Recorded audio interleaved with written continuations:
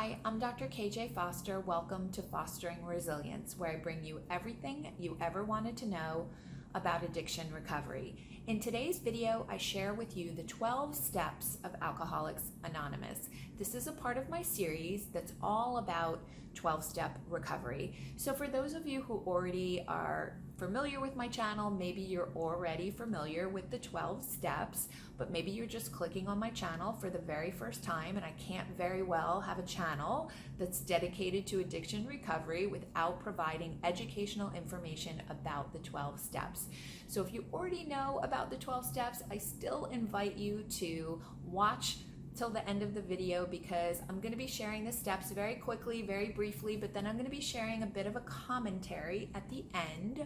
So be sure to stick around for the very end, and I'll also be sharing with you my comment challenge winner. So let's go. Step 1. We admitted we were powerless over alcohol and that our lives had become unmanageable.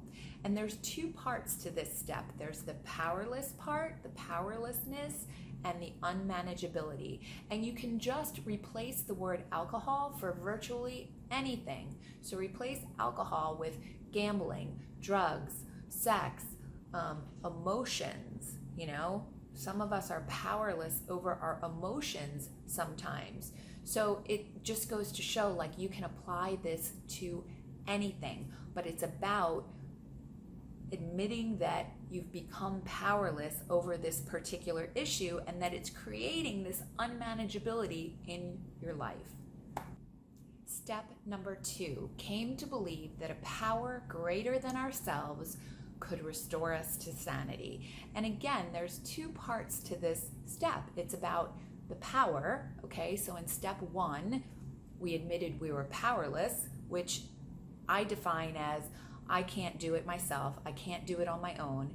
In step 2, it's about coming to believe that a power greater than myself can restore me to sanity. So that power can be anything from believing in God, which, some people look at that as being the power. But for me, I believe that it's more so about I need others to help me to restore me to sanity. I need others to help me to not pick up the drink. So to me, that's more about the group, the fellowship, the group that is supporting me and helping me. So that's a power greater than myself. Myself and another person is a power greater than myself. And then there's the insanity part, because some people get hung up on the insanity. I'm not insane. What are you talking about?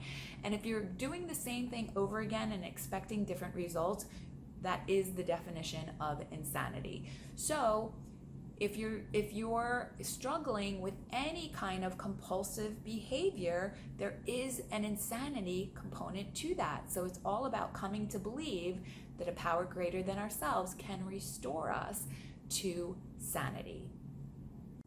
Step number 3, made a decision to turn our will and our lives over to the care of God as we understand Him. And this is where people go, whoa, wait a minute, it's a religious program, there's the word God. And to me, it's about having an open mind, because it's not a religious program. It's about a God of our own understanding. It's about a higher power. So for me, in the beginning, when I first began my recovery journey, it was helpful for me to replace the words will and life to thoughts and actions, because I knew that I could not trust my own thinking. I could not trust my actions, because in terms of alcoholism and drug addiction in particular, it's a mental illness, so it takes over your thinking. So for me, I switched it to made a decision to turn my thoughts and my actions over to the care of a higher power. And again, for me, the higher power in the beginning, and still to a certain extent, but I do definitely have a God of my understanding now. But in the beginning for me, when I was very resistant to even the concept of God, it was all about turning my thoughts and my actions over to my sponsor, over to the group, like running my thoughts and my actions by other people before I did things. Not everything, but when it came to my drinking, absolutely, I was running by my thoughts and my actions. I was running it by others before I made decisions about certain things to participate in, certain places to go. And for me, that was where I could make progress. Step number 4, made a searching and fearless moral inventory of ourselves. And without going into like a huge amount of detail, because I am going to be creating a video on each and every step where I go more in depth and help to explain each and every step.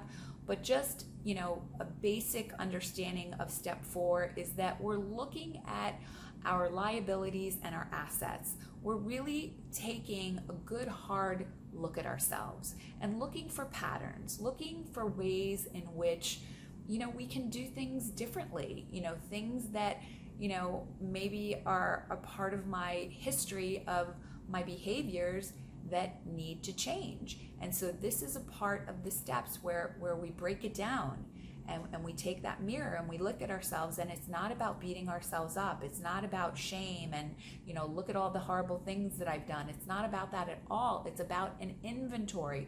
And when we do an inventory, we look at what are things that maybe are not valuable to us anymore, that maybe are not serving us well. And then we look at things that are assets, things about ourselves that are strengths that we want to maybe, definitely grow in and encourage those areas. But maybe we have strengths that have become maladaptive and we're using those strengths, in the wrong direction. So this whole idea of the inventory is very scary to a lot of people, that they have to take this look at themselves. And I think that that's just, a part of when we're entrenched in these habits, we have to really be honest with ourselves and look at our thoughts and look at our behaviors and look at our relationships. It's uncomfortable, and people don't like to be uncomfortable, but it's through the uncomfortability that we're going to grow. So it's really not all that scary. It's a very positive step and a very helpful step to really keep moving forward. Step number 5, admitted to God, to ourselves, and to another human being the exact nature of our wrongs.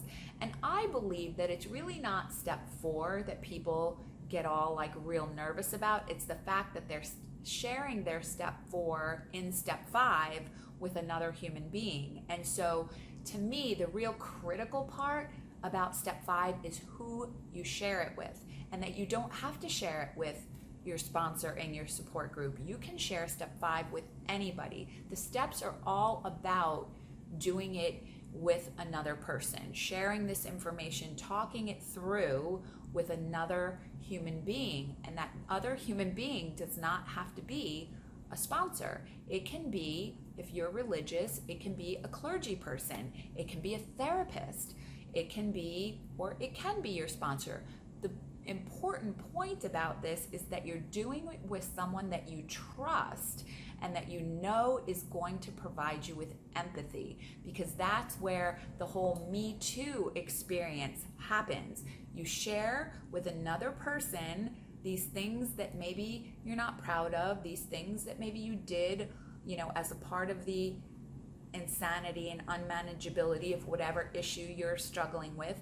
And that person has generally experienced, if not the same thing, very similar things. And it provides that empathy and that moment of Me Too. So very critical of who you do your step 5 with.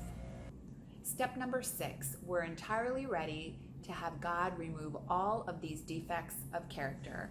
And so the defects of character are what we identified in step 4. And it also can be viewed as the issue in and of itself, whether it's the drinking, whether it's the drugging, whatever it is, but that we're ready to have God remove it, and remove these other things, these other behaviors that are blocking us from our spiritual growth. And so we're ready. We're just saying we're ready to have our higher power or God or whatever that may be remove these from us so that we can move forward and change in a positive way. Okay, so I thought I'd do things a little bit differently today where I throw in my comment challenge winner right here in the middle of the video. So I just want to say a quick congratulations to my comment challenge winner, Joel Young, who commented on my last video and who has an awesome channel here on YouTube called Be a Brilliant Human. I dropped a link in the description, so please go check out his channel, and a card will be coming across and you can click on over and check him out. And thank you so much again, Joel, for supporting my channel and watching my videos.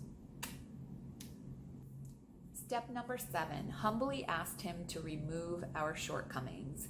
And I believe that 6 and 7 are such critical steps because this is where the change really starts to take place. This is where the change in behavior, the change in attitude, it's where we generally go from being very self-focused and very self-centered to being very other-focused and looking more towards how we can contribute to life than how we can take from life. And so if you've really done a very thorough 4th step and you've really been honest and open and willing throughout the process of the previous steps, then you are going to start to experience that shift. But I have found that for me, this is where all of the change really took place. This is where I started to think about and started to implement, okay, how can I really go about changing? And then asking,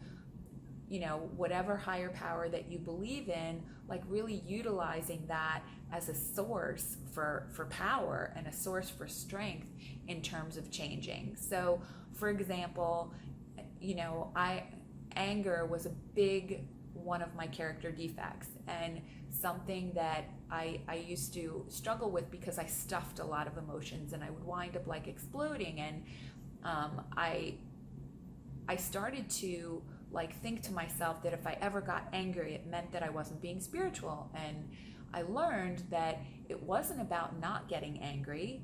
So it's not about, that these things aren't going to come up. It's humbly asking God to remove my shortcomings, okay? So when I fall short, because I'm human and because everybody's human and everybody falls short, it's asking then God to remove that from me. So when I get angry, going to God and saying, God, please remove this anger from me. Or if I'm obsessing over someone or something, God, please take this from me. And when I do that, when I humble myself to put that out there to God, to the universe, to whatever you believe, or even reaching out to another human being to talk about it, then you are humbling yourself to asking for that help. Again, it goes all back to the fact that this is all about learning interdependence as opposed to independence. Step number 8, made a list of all persons we had harmed and became willing to make amends to them all. And this is another step that can be very scary for people, the fact that we're suggesting, or the program is suggesting, that you go and you make amends to the people that you have harmed. And this is really about taking responsibility for our actions, and it's all about relationships. So this and the next 2 steps are really all about our relationships with others. And so this is one where also you need to have very good guidance, because what happens is that people are either one way or the other. So in the beginning, people are feeling really excited about their recovery and they're wanting to run out and make amends to all the people that they had harmed, which is not necessarily the greatest idea, because you need to give yourself some time. And then there are people that don't want to do any of it. They don't want to make amends to anybody. And so you have those 2 extremes, but really this is about the willingness, because the reality is there are a lot of people where you're not going to go out and really necessarily do anything, because you may actually harm them more so by doing that. It really is about that willingness to put something positive back into the universe for this, this thing that you've done to harm someone potentially. So it's really something that if you do it with proper guidance, is not scary at all, and it's something that will really help to wipe the slate clean. Okay, so it's about going back, cleaning up the wreckage of the past, wiping the slate clean so then that we can move forward and have healthier and happier relationships moving forward. Step 9.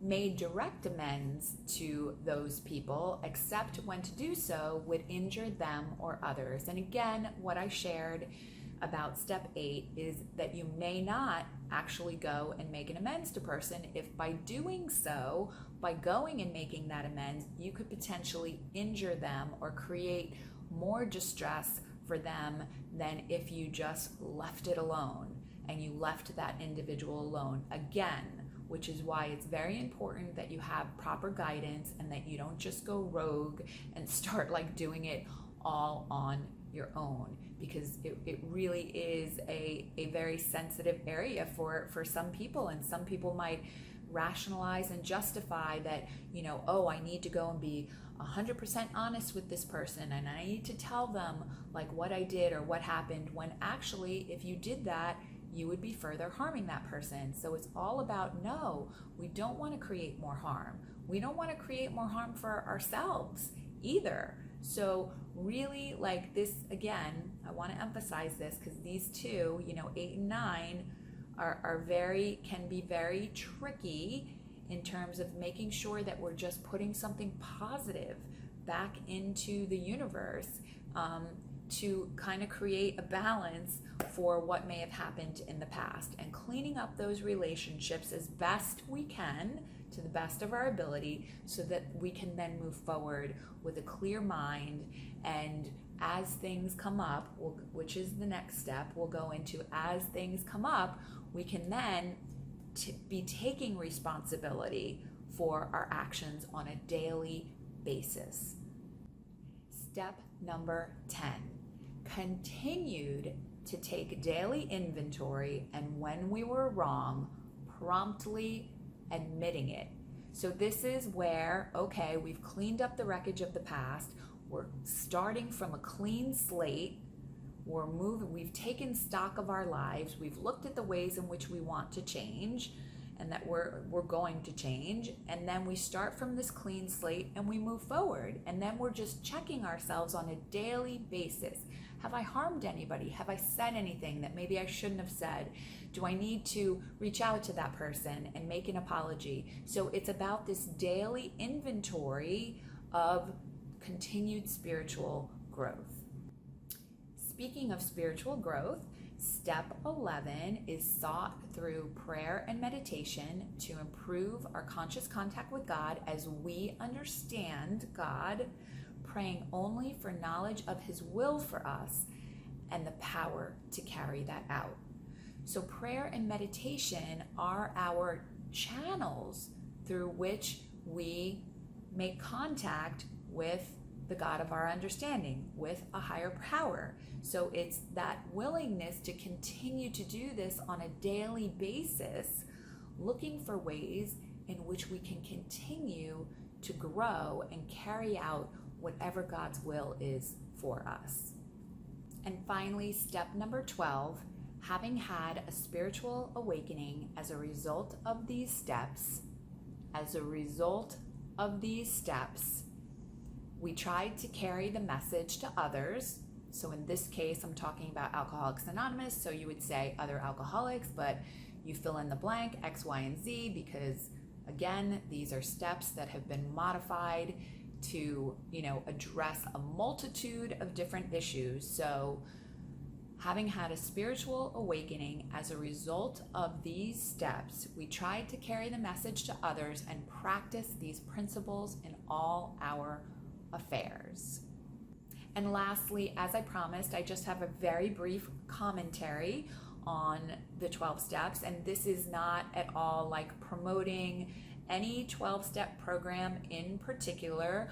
I just want to point out a couple of things about the 12 steps in general, because again, the 12 steps this is not just about AA, this is about the 12 steps themselves as being this blueprint for life, because you look at the fact that there's now a 12-step recovery program out there for virtually anything and everything that you could think of. I mean, there really is. There's hundreds of them.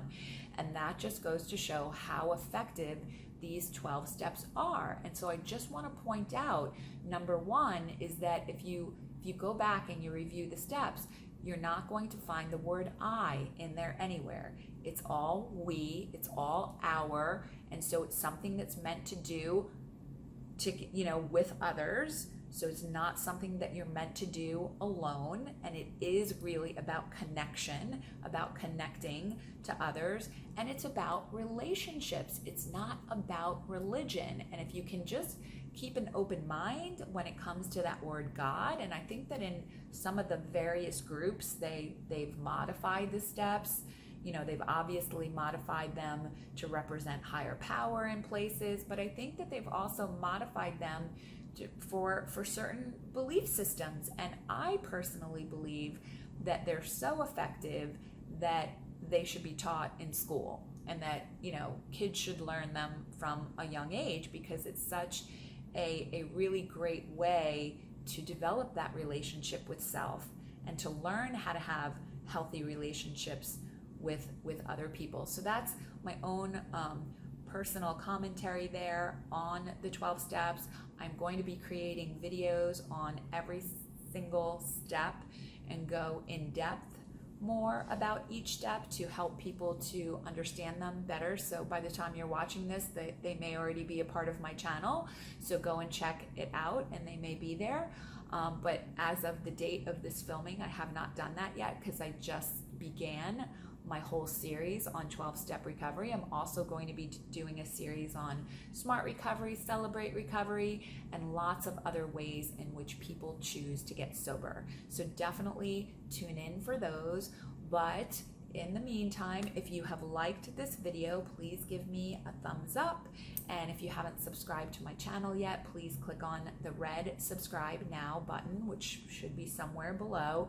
And when you do that, you're going to see a little bell pop up. And if you click on the bell then will alert you. You'll get emails that will alert you, or notifications on your YouTube app that will let you know when my videos have been uploaded. I upload videos every Monday and every Thursday, and I thank you so much for watching. I appreciate you so much, and please join me back here next time. And in the meantime, have a very beautiful and a blessed day. Namaste.